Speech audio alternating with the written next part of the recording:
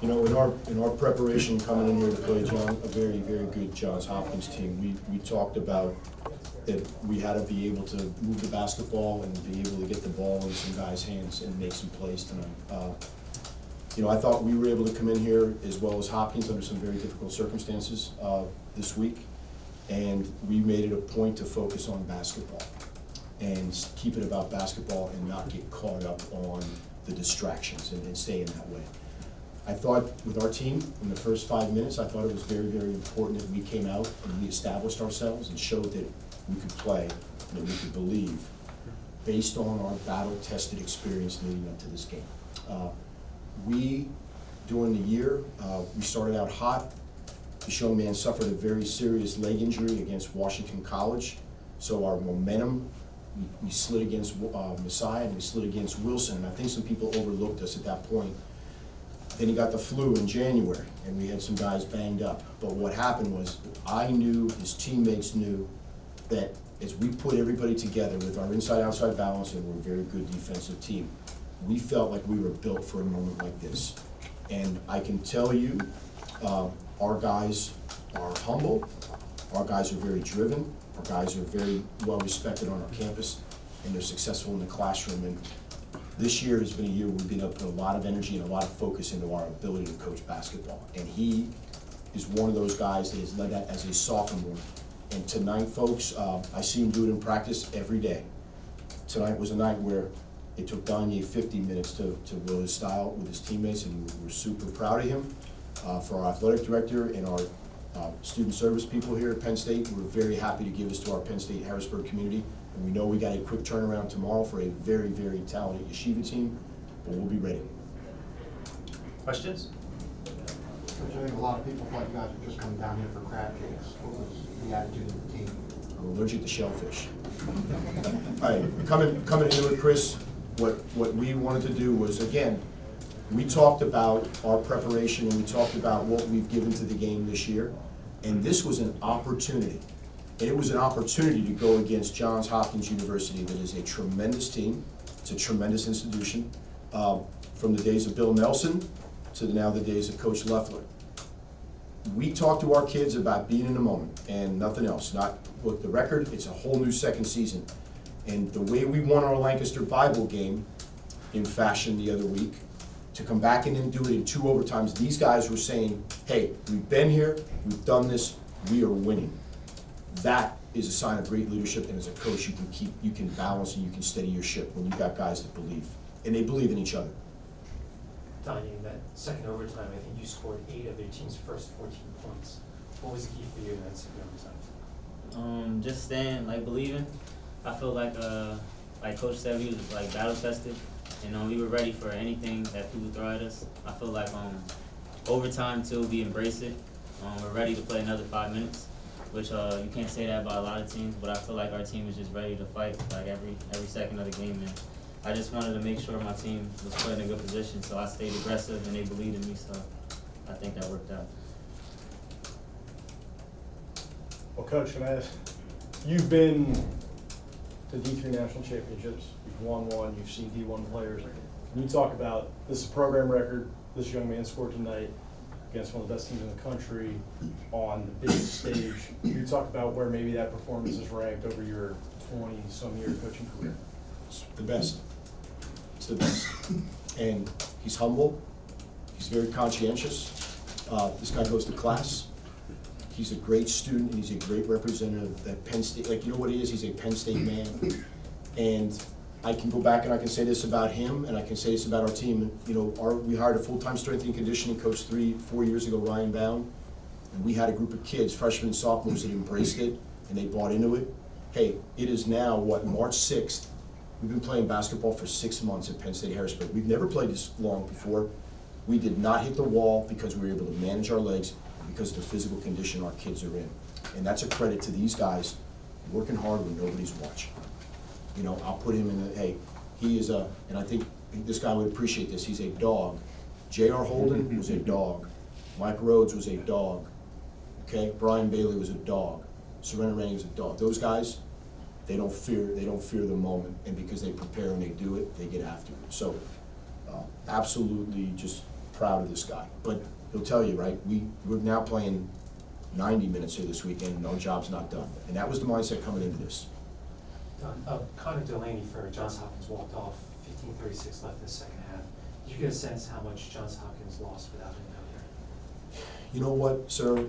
I look at it this way too, right? We lost our second best player this year, second game of the year, about 10 minutes in, Brandon Coleman, to a torn bucket handle tear of his cartilage, right? And it was deflating.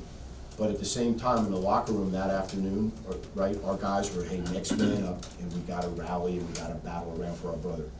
You know, Johns Hopkins got some great players, and listen, Connor Delaney's a player of the year, and there's a reason why they're as good as they are.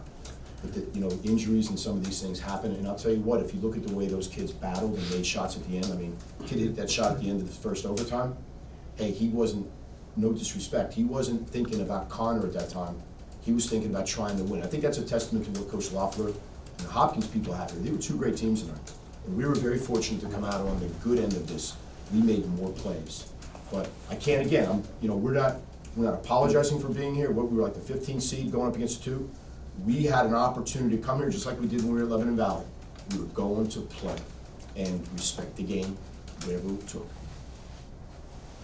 And I hope that the Delaney player, hey, he's a tremendous kid, and he's a classy kid, and I can only hope that his injury is not too severe and that he has a quick and speedy recovery.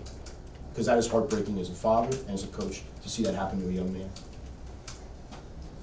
Coach, different atmosphere with no crowd here. Your bench certainly seemed to make that a mission to be as loud as you could possibly. Was that because of no crowd here, or is that something you guys do normally? I think it's something we do normally, but I will say this, I had a great conversation with our athletic director this morning, because this was very fluid, Dave, going through there. And we talked about what could we control, and we couldn't control our fans up, and we were disappointed about that.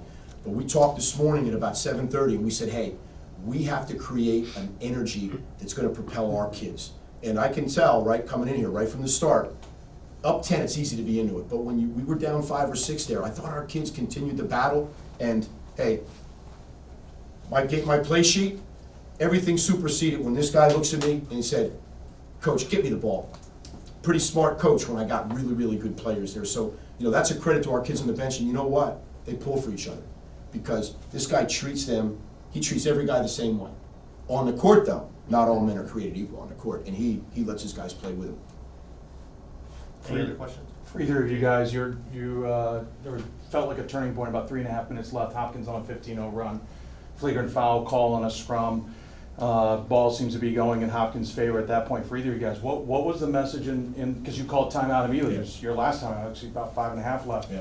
What was the message to the team, and how did you guys approach it on the floor? You want to share that first? Yeah, we just stay positive. I feel like once again, we like to talk about the Lancaster Bible game we had, the game before this. We were down 5 with a minute 16 left, and we felt like our back was against the wall during that time. And we was able to make some big plays and get big stops in the moment. So we just felt like this was another situation that we had to overcome. So even though we had that drought, our team just rallied back, and we just stayed confident and just tried to push each other. And we knew that just big time shots, big time moments, and we got to pull through. And I think the other part is, if all of a sudden we're rattled as a staff and we don't show poise, we're going to become unraveled, and there's a trickle down with that. And hey, we just had to get a stop and then start making and playing the game. And he got a great one in transition, hit a 3, brings it back to 2, and then we were back into a rhythm. And Zachary Scott, one of the top assist guys in the country, but he is a defensive stopper for us, and he really just locked in and helped us get some key stops that we could get that ball back into our hands. Talk a little bit about in the overtime and even late in the regular. It seemed like you just weren't going to let your team lose. You kind of just took over. Yes. I don't know. During that time, I feel like a sense of basically it's you against me. That's the mindset I take on, and my team, I feel like they have a lot of confidence in me, and so I just take on the approach that it's only 5 minutes left. Win or go home. Pick your best, and we're just gonna attack them. And I feel like during the overtimes, even the second overtime, it was you gotta stop us. So I just stayed confident and just try to hit big time shots and stayed in the moment. This young man is a product of his great-grandmother, Estelle Smith. Am I correct on that? He's a byproduct of her, and she passed this past summer. And he's also a byproduct of the Milton Hershey School since kindergarten. And I'm gonna tell you something, Milton Hershey School pumps out some incredible stories, and this guy is one of them. He's humble, he's driven, he has incredible humility, and he's proud of where he comes from. And when you go back and when we recruited him at Milton Hershey, this guy put on a show. He had 43 against State College, against Freeburg in high school, and I thought there's no way we're getting him. And this guy stayed true to his form. And as he comes here, he's had his ups and downs, but man, if you're rooting, Dave, if you're rooting for a good kid out there that does it the right way, Don Yabelka, I'll put my name on it and stamp on it because he'll never disappoint. He's always gonna do the right thing every time, no matter who's around. And it's a great story, and I know the Milton Hershey people are super proud of him, we're proud of him, and I know Grandma upstairs, she's looking down on him, proud as hell, smiling. So he's carrying the torch for a lot of people. God bless him.